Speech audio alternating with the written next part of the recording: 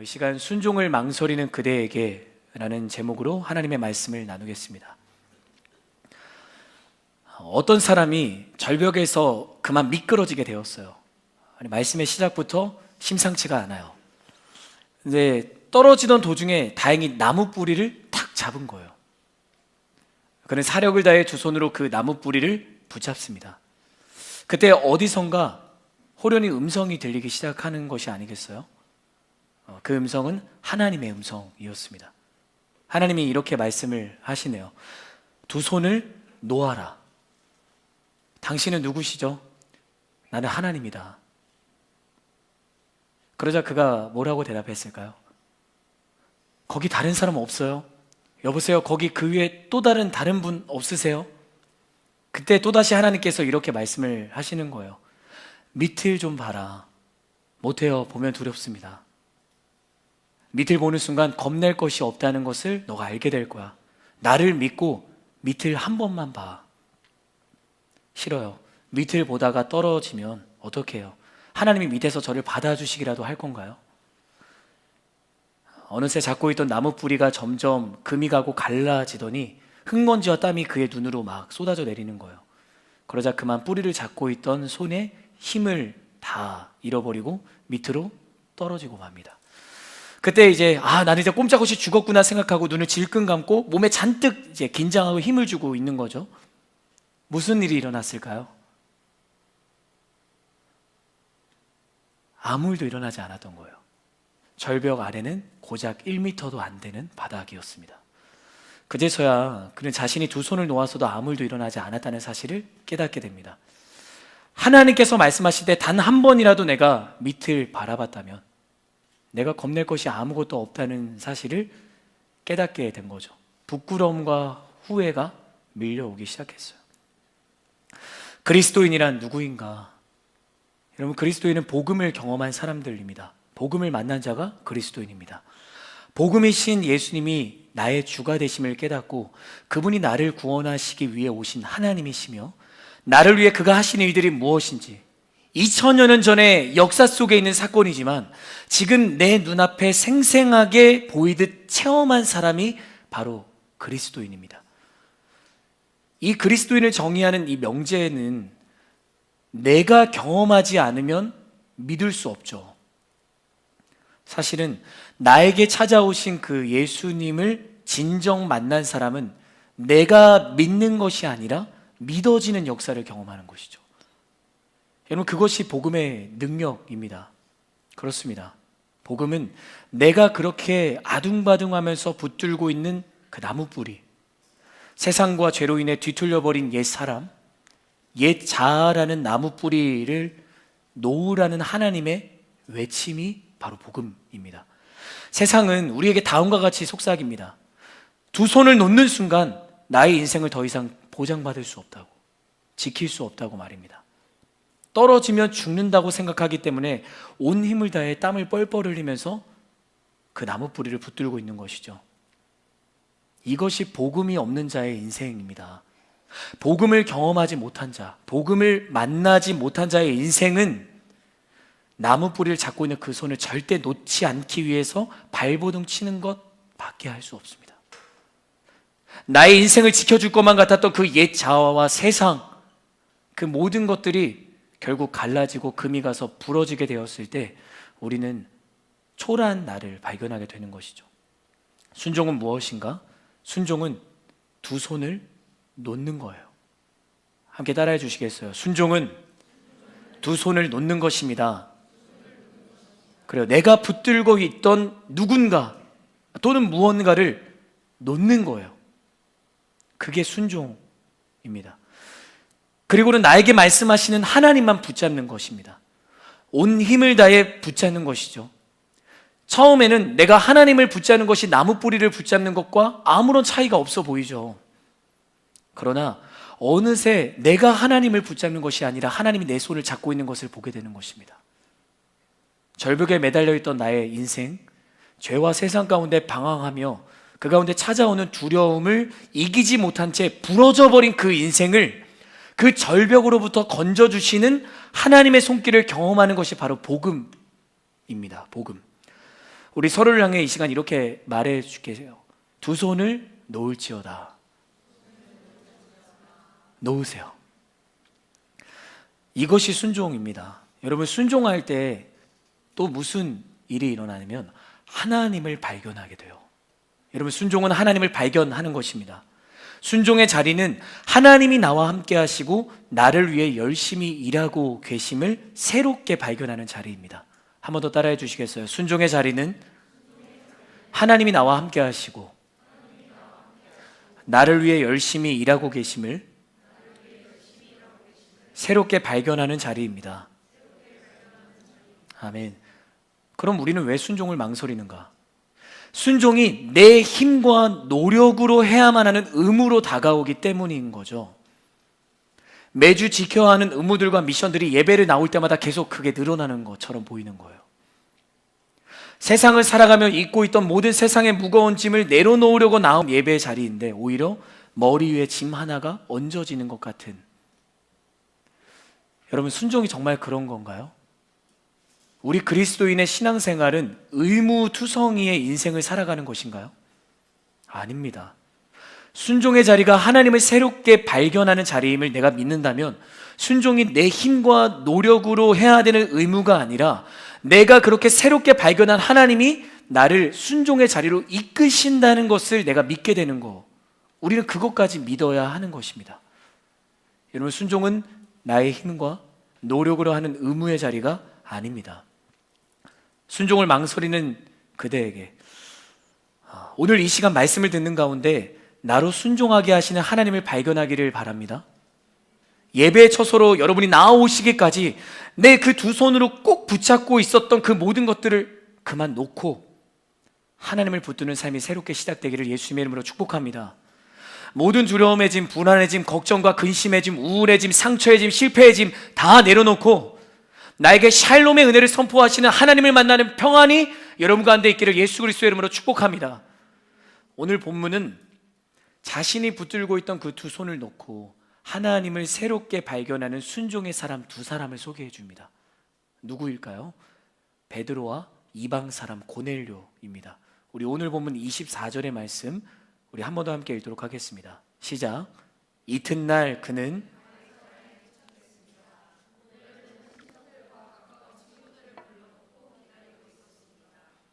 이 고넬료, 가이사라의 이방 사람 고넬료는 누구였는가? 오늘 본문은 아니지만 우리 10장 1절과 2절을 보면 고넬료를 이렇게 소개하고 있습니다. 우리 1절과 2절의 말씀도 한 목소리로 함께 읽겠습니다. 시작. 가이사라에 고넬료라는 사람이 있었는데 그는 이탈리아 부대라는 로마 군대의 백부장이었습니다. 고넬료와 그 집안 사람들은 모두 경건하고 하나님을 경외하는 사람들이었습니다. 고넬료는 가난한 사람들에게 아낌없이 나눠주었고 항상 하나님께 기도했습니다. 아멘. 어느 날 고넬료는 기도를 하다가 환상 속에 천사를 만나게 됩니다.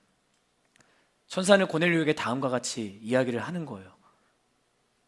무엇을 말하냐면 욥바라는 도시에서 지금 가죽 제품을 만들고 있는 시몬의 집으로 찾아가서 그곳에 유숙하고 있는 베드로를 너의 집으로 초대하라 라고 이야기를 하는 겁니다. 그러자 고넬료는 그 말씀을 따라 즉시 2명의 하인과 병사 1명, 그 3명을 욥바로 보내는 거예요. 지난주 말씀을 기억하시나요? 욥바는 가이사랴로부터 약 50여 킬로미터 떨어져 있는 꽤 먼 곳입니다. 제가 이룸에서 제 집까지 가는데도 더 걸어야 돼요. 10km를. 너무 멀어요. 근데 그때 이제 그들은 밤을 새워서 이제 걸어가서 이튿날 낮 12시쯤이 되어서야 베드로를 만나게 됩니다. 그때 베드로는 무엇을 할 참이었다고 성경이 이야기해주고 있는가? 우리 9절의 말씀도 함께 읽어볼까요? 10장 9절 함께 읽겠습니다. 시작. 이튿날 낮 12시쯤 그들이 여행을 계속하다가 욥바에 가까이 왔을 즈음 베드로는 지붕에 올라가 기도하려던 참이었습니다. 그가 무엇을 하려던 참이었다고 이야기하나요? 기도하려던 참이었다. 그런데 베드로도 사람이었나 봐요. 그는 철인은 아니었던 것 같아요. 금강산도 19경이라고 기도를 시작하려고 하니까 배가 고픈 거예요. 저도 그랬던 적이 있거든요. 막 기도를 하려고 하니까 배가 고픈 거죠. 이 10절에 음식이 준비되면이라는 표현으로 보았을 때 아마도 베드로가 머물고 있던 집의 주인인 시몬이 음식을 만들어 주었다고 우리가 짐작해 볼 수 있습니다. 그렇게 음식이 준비되고 있는 것을 기다리고 있는데 베드로에게 갑자기 한 일이 일어난 거예요. 바로 베드로가 환상을 보게 된 겁니다. 하나님께서 베드로에게 무언가를 말씀하시기 위해서 지금 환상을 보여주고 계시는 거죠. 우리 그 내용 11절부터 16절의 말씀 저와 여러분이 한 절씩 교독하겠습니다. 하늘이 열리고 큰 보자기 같은 것이 내 귀퉁이가 묶여 땅으로 내려오는 것이었습니다. 그 안에는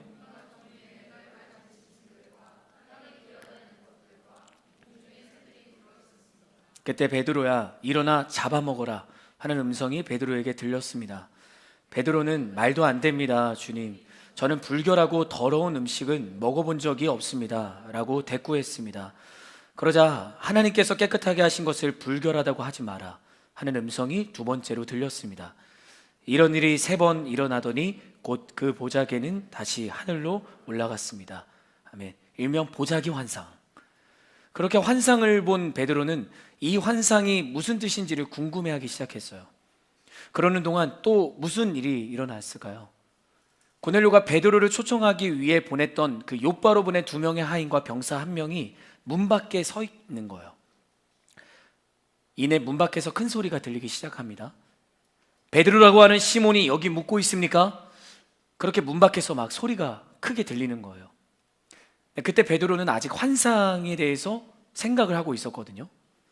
제가 이 말씀을 준비하면서 베드로가 지금 환상이 뭔가 계속 고심하는데 문 밖에서 들리는 큰 소리를 듣지 못하잖아요. 저는 베드로를 평소에 보면서 오늘 베드로가 마치 살아있다면 MBTI를 했을 때 그가 ENFP가 아닐까 생각을 했거든요. 근데 하나에 집중하느라 그 다음에 무슨 소리가 들리는지도 모르고 거기만 몰두하고 있는 그 모습은 마치 저의 모습을 보는 것 같았어요. ESTJ가 그렇거든요.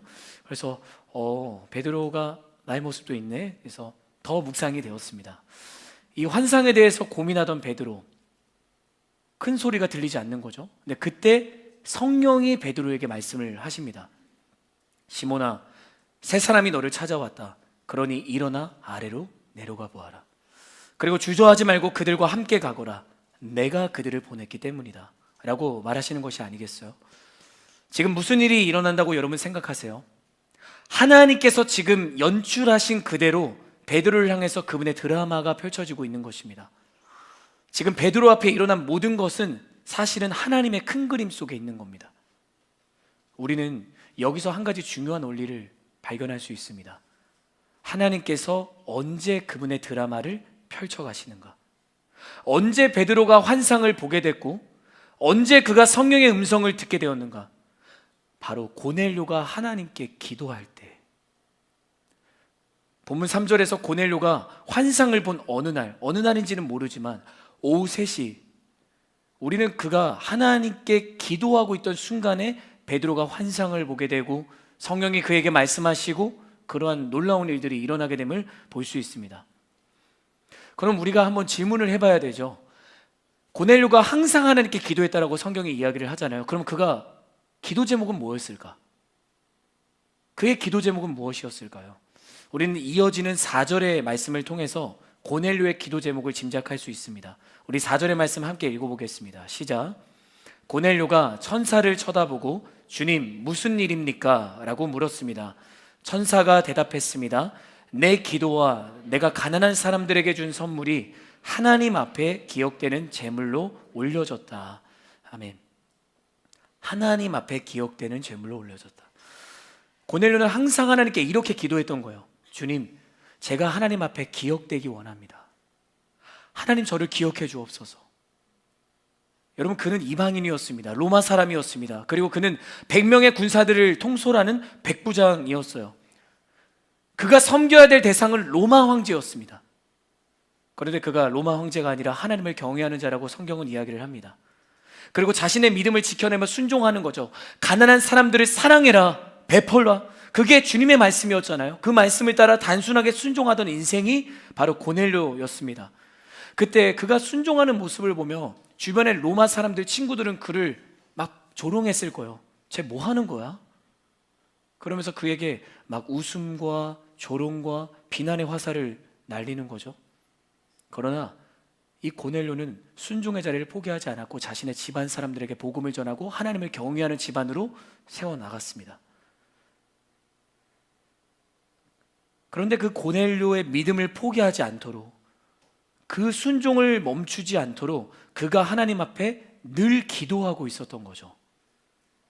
하나님, 이 믿음의 문투를 멈추지 않도록 저를 기억해 주옵소서. 망설임 없이 순종하도록 저를 꼭 기억해 주옵소서. 저는 이 고넬료의 기도가 여러분의 기도가 되기를 예수님의 이름으로 축복합니다. 하나님, 저를 기억해 주시옵소서. 여러분, 하나님께서는 바로 그 고넬료의 기도를 듣고 계셨습니다. 그리고 그를 기억하고 계셨어요. 여러분, 하나님은 우리의 기도를 들으시는 분입니다. 하나님은 기도하는 자를 기억하시는 분입니다. 기도의 능력은 무엇인가? 나를 기억해 주시는 하나님을 경험하는 것입니다. 그것이 기도의 능력입니다.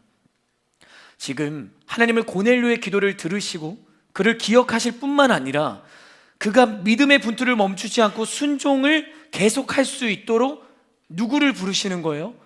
베드로를 불러주시는 거예요. 베드로는 기도하기 전이었어요. 그것도 배가 고파 음식이 준비되기까지 기다리고만 있었다고요. 그런데 하나님이 고넬료의 기도를 기억하시고 베드로에게 환상을 보여주신 거예요.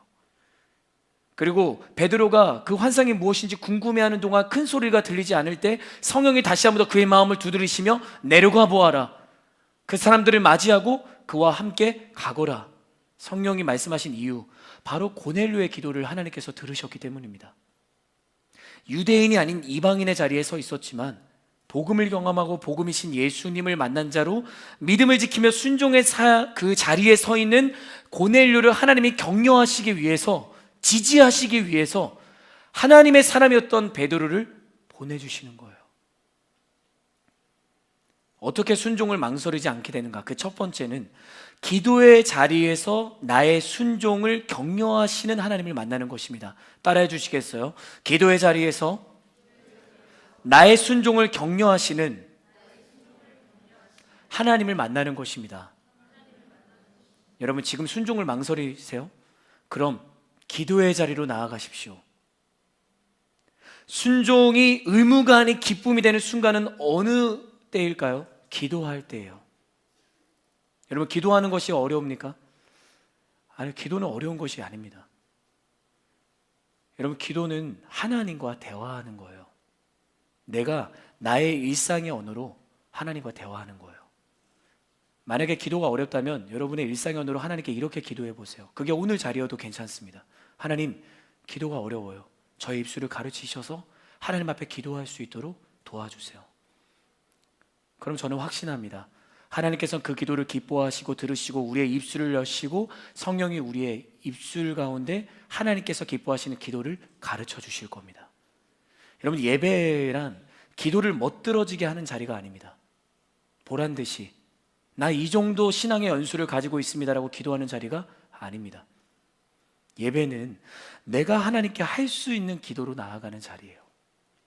그 기도를 기뻐하시는 하나님을 만나는 자리가 기도의 자리고 예배의 자리이죠. 그러면 내가 순전한 마음, 나의 일상의 언어로 하나님께 기도할 때 하나님이 나를 어떻게 변화시키는가? 내가 기도하는 대상을 넓혀가세요. 나의 기도의 영역을 확장시켜 가세요. 그 기도의 지경을 확장시키시는 하나님의 손길을 경험하는 자리가 이 예배의 자리인 것입니다. 우리 이어지는 25절과 26절의 말씀, 오늘 본문인데요, 우리 두 구절 한 번 더 읽도록 하겠습니다. 시작. 베드로가 집으로 들어가자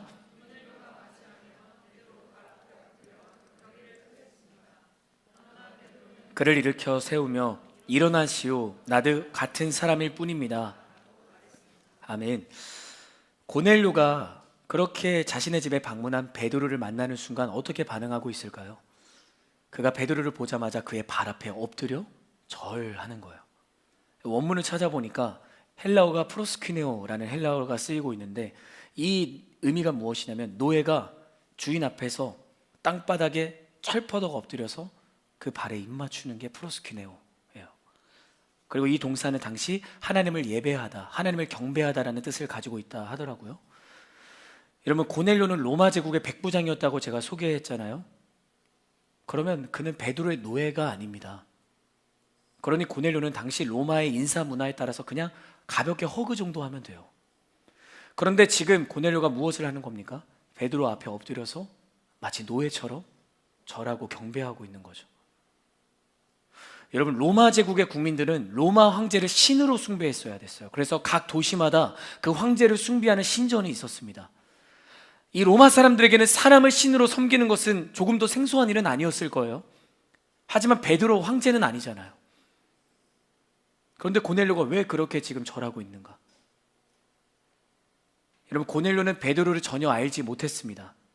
그런데도 기도 중에 환상을 보게 되었고 욥바에 있는 베드로를 초대하라는 하나님의 말씀을 그대로 순종했던 것뿐이죠.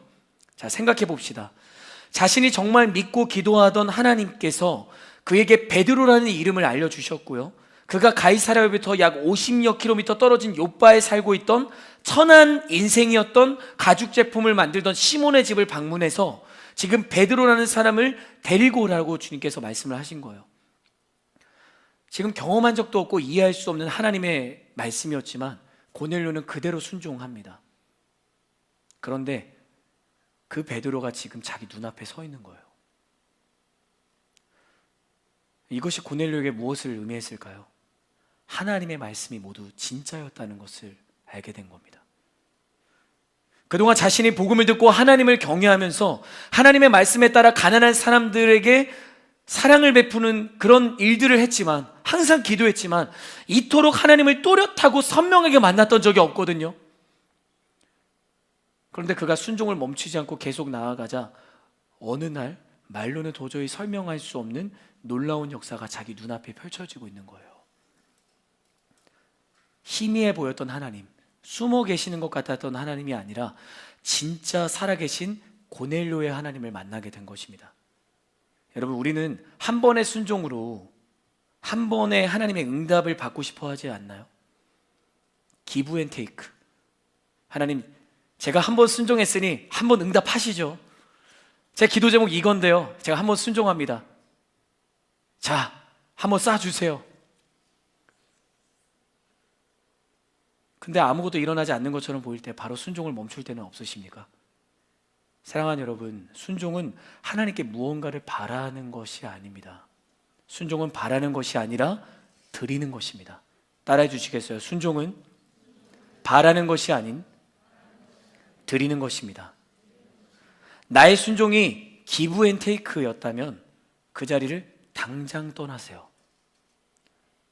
다시 돌이켜서 내 전부를 드리게 하시는 하나님을 새롭게 발견하는 이 말씀의 자리가 되기를 예수님의 이름으로 축복합니다. 순종을 멈추지 않던 고넬료, 그가 베드로를 만나자 말씀이 살아있음을 느끼는 거예요. 사랑하는 여러분, 말씀은 살아있습니다. 말씀은 운동이 있고 활력이 있어 너의 혼과 영과 심령과 수를 쪼개기까지 한다 말씀하셨잖아요. 이런 말씀의 살아있음을 느끼는 자리가 이 자리가 되기를 바랍니다. 그 말씀이 살아있다는 산 증인이 베드로가 자기 눈앞에 있는데 그거 어떻게 엎드리지 않을 수 있겠어요? 지금 그는 베드로를 보는 게 아니라 베드로 속에서 일하고 계시는 하나님을 보고 있는 거예요. 그러니 엎드렸던 거예요.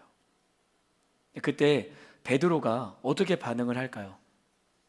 아, 그래요? 나 베드로입니다. 내 소식 들으셨죠? 나 위대한 사도입니다.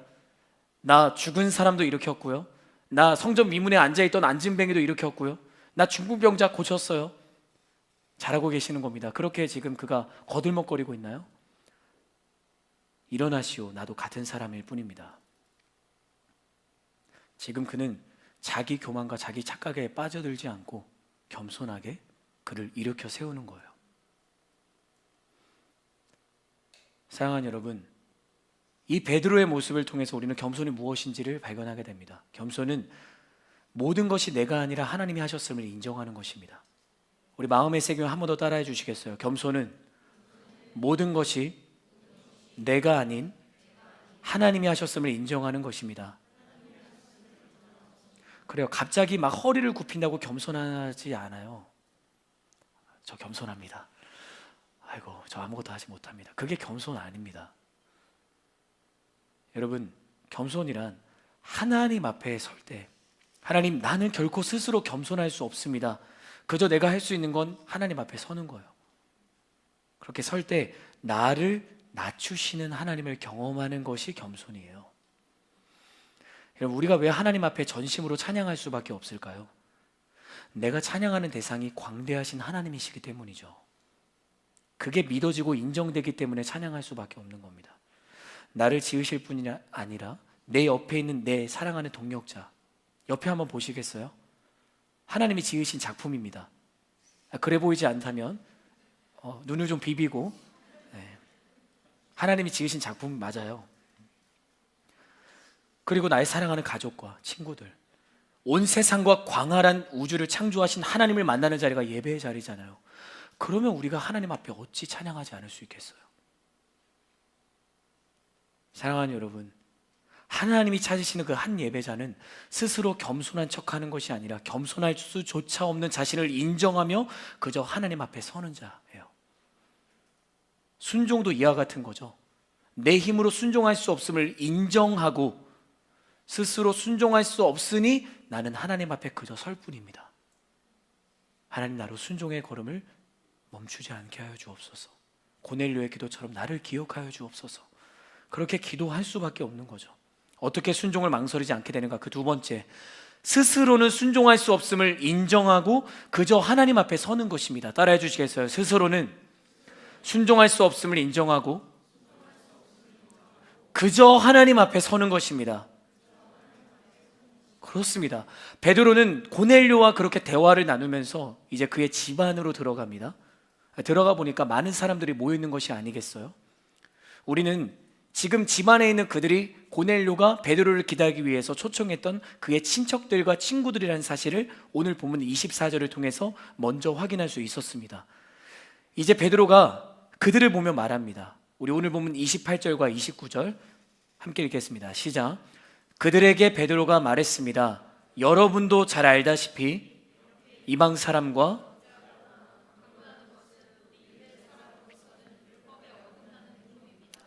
그러나 하나님께서는 어떤 사람도 불결하거나 더럽다고 해서는 안 된다고 내게 보여주셨습니다. 그렇기에 여러분이 나를 불렀을 때 사양하지 않고 왔습니다. 그런데 무슨 일로 나를 불렀습니까? 무슨 말이에요? 쉽게 말하면 내가 하나님 말씀대로 사양하지 않고 순종해서 왔는데, 자, 나 왜 불렀어요? 이렇게 묻는 거예요. 자, 그때 고넬료의 반응을 좀 볼까요? 우리 30절부터 33절의 말씀, 우리 네 구절 좀 길지만 한 목소리로 함께 읽도록 하겠습니다. 시작. 고넬료가 대답했습니다. 4일 전 바로 이 시간 오후 3시쯤에 내가 집에서 기도를 하는데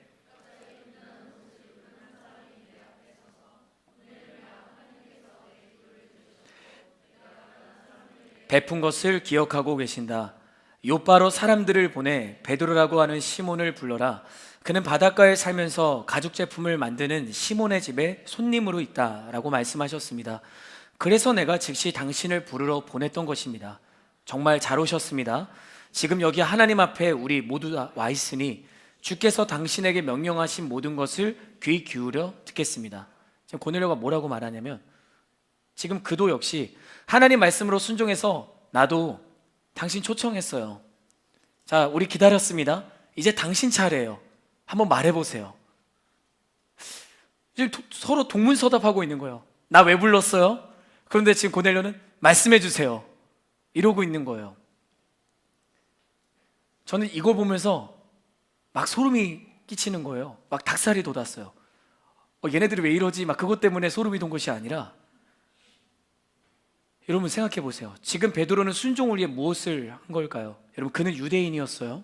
이방 사람과 교제하거나 이방 사람의 집에 방문하는 것은 금지되었던 율법이었습니다. 그게 그가 평생 지켜왔던 하나님의 말씀이라고 생각했어요.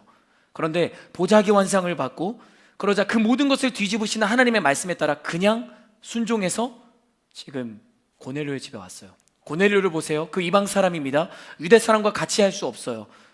유대인들은 그들이 통치했던 자들이었습니다. 그런데 베드로를 초청했고 하나님의 말씀에 따라서 친구들과 친척들을 불러 놓아놓고 하염없이 기다리고 있었어요. 왜요? 그냥 순종한 거예요. 그냥. 어떻게 순종을 망설이지 않게 되는가? 그 마지막 세 번째, 망설이기 전에 그냥 순종하는 것입니다. 따라해 주시겠어요?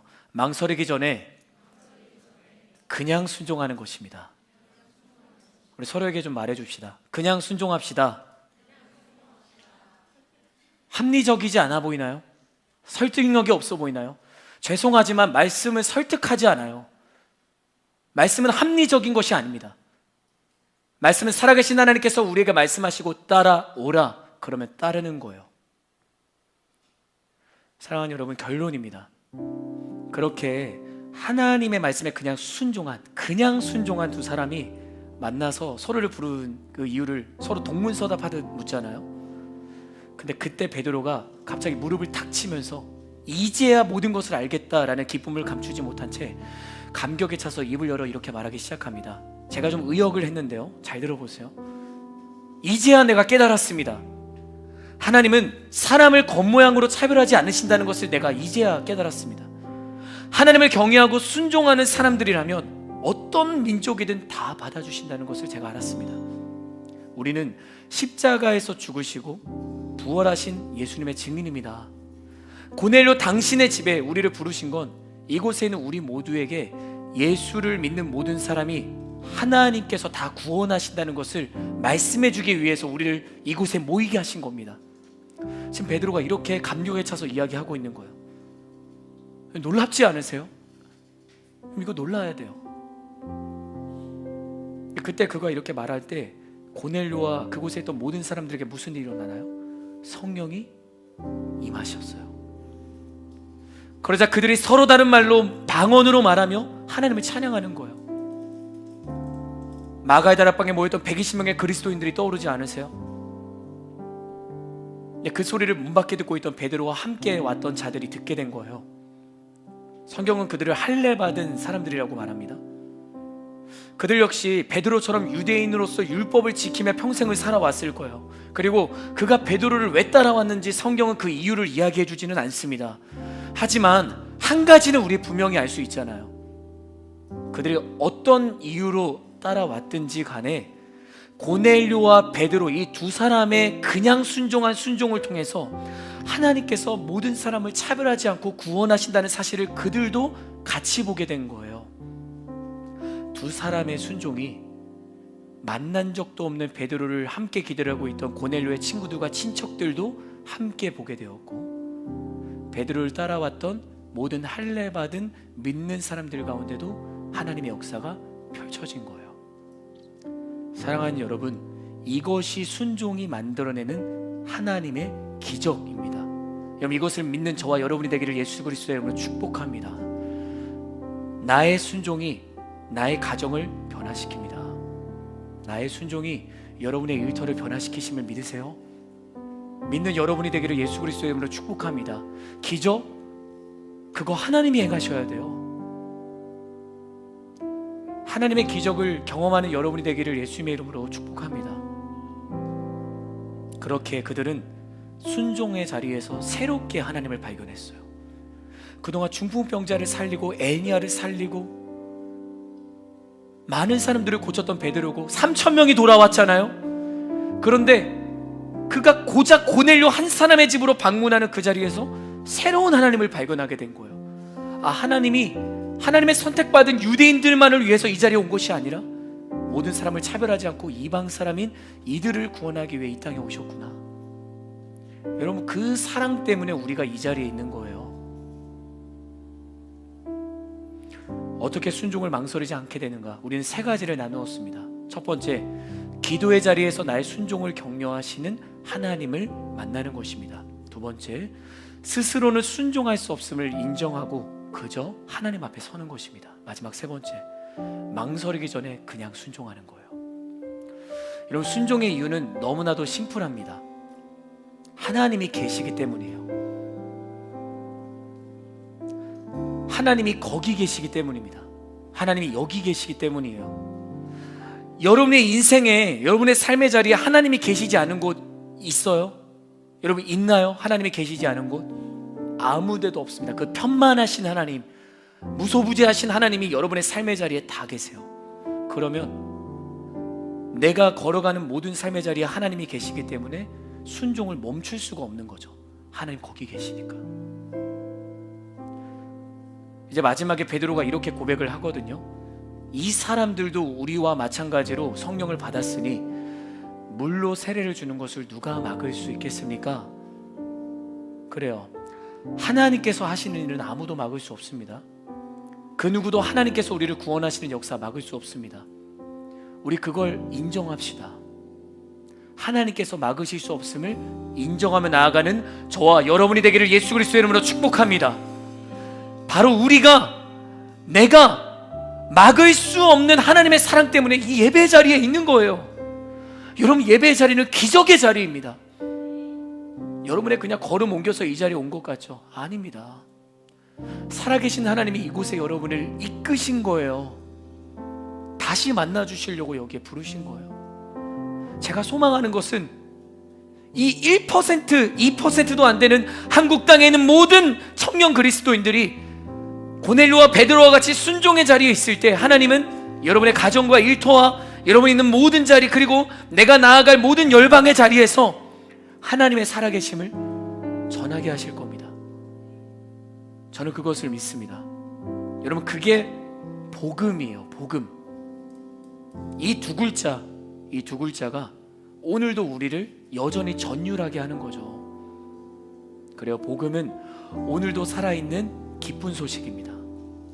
여러분, 복음은 기쁜 소식입니다. 그것을 믿고 복음을 만난 자로서 순종을 망설이는 자가 아니라 그냥 순종하고 하나님께서 기뻐하시는 자리에서 하나님이 하시는 놀라운 기적의 역사를 체험하는 오늘과 내일과 매일이 되기를 예수 그리스도의 이름으로 축복합니다. 축복합니다. 아멘. 우리 시간 다 같이 자리에서 함께 일어나셔서 우리 주가 거기 계심으로 주님 찬양하며 우리 나아가도록 하겠습니다.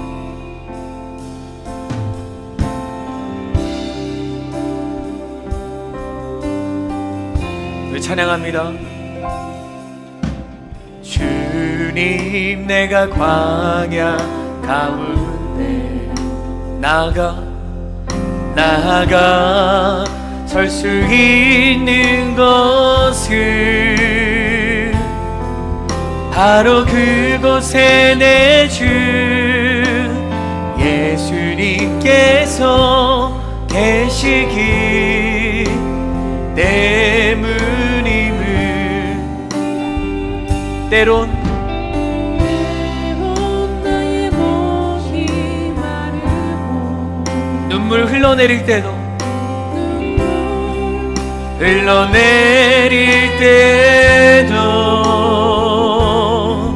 주의 약속이 나여 두 손을 들고 주의 영광 선포하리. 나의 호흡이 광야에서 멈춘다 하려도 주가 거기에 계심으로 마지막 호흡도 예배하리. 그곳이 광야이들 푸른 초장이들 주가 거기 계심으로 주로 인해 시작된 나의 항해는 믿음. 우리 처음부터 고백하며 나아갑시다. 주님, 내가 광야 가운데 주님, 내가 광야 가운데. 여러분의 입술로 고백해 주세요. 나아가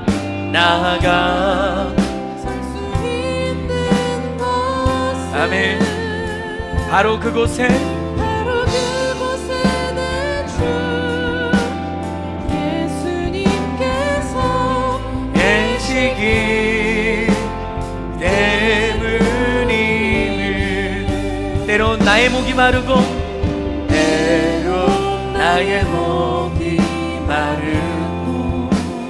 눈물 흘러내릴 때 우리 주님의 약속이 나여 나아갑니다. 주의 약속이 나요 두 손을 들고 주의 영광 선포한 고백합니다. 나의 호흡이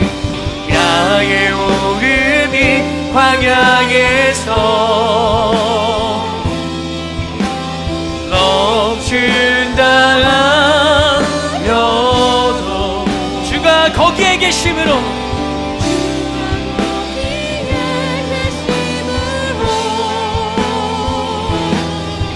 마지막 호흡도 예배하리. 그곳이 광야이든 그곳이 광야이든 푸른 초장이든 주가 곧 계심으로 주로 인해 시작된 나의 항해는 믿음. 우리 두 손을 가슴에 얹고 한번 더 고백합시다. 그곳이 광야이든 그곳이 광야이든 푸른 초장이든 아멘. 주가 여기 계심으로 주로 인해 시작된 나의 항해는 우리 마지막으로 선포하며 찬양합니다. 그곳이 광야이든 그곳이 광야이든 푸른 초장이든 주가 거기 계심으로 주로 인해 시작된 나의 항해는 믿음을 예배하는 것.